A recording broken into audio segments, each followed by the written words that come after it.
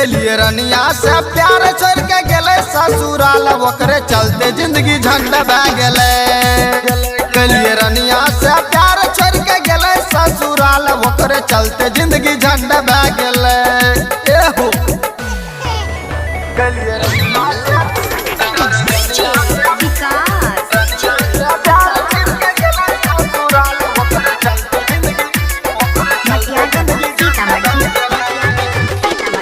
Mix by Balabhadra Singh.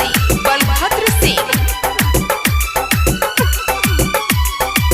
गाँव के लोगवा हमरा कहे छै नशेरी हो, रनिया बनाए दिलको हमरा के गंजेरी हो। गाना दारू पी के रोज करे जाय अपन सिए छिए, रनिया न जाने छै के ना हम जिए छिए। गाँव के लोगवा हमरा कहे छै नशेरी हो, रनिया बनाए दिलको हमरा के गंजेरी हो। गाना दारू पी के रोज करे जाय अपन सिए छिए, रनिया न जाने छै के ना हम जिए छिए।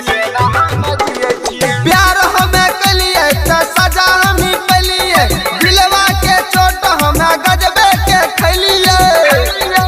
कि पहले कह रहे जानू अब बंद भ गेले।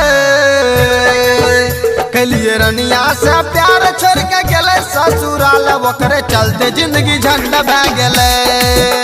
कलिए रनिया से प्यार छोड़ के गेले ससुराल ओकरे चलते जिंदगी झंड बह गेले।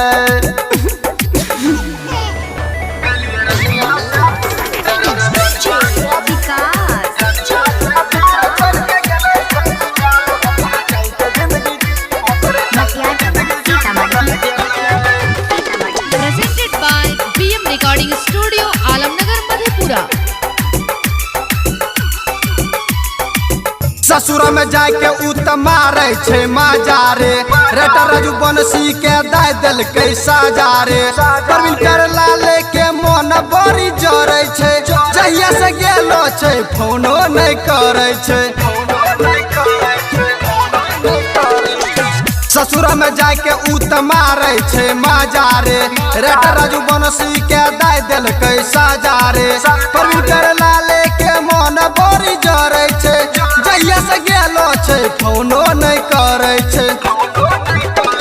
गुलशन से कहते हो ओकरे संग रहते, अखियां से लोर हमर झरझर हो बहते। कि सब सोचल सपनमा मोर भंग भ गेले।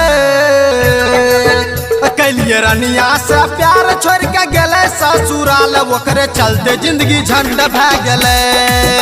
कलिए रनिया से प्यार छोड़ के गेले ससुराल ओकरे चलते जिंदगी झंड भ गेले।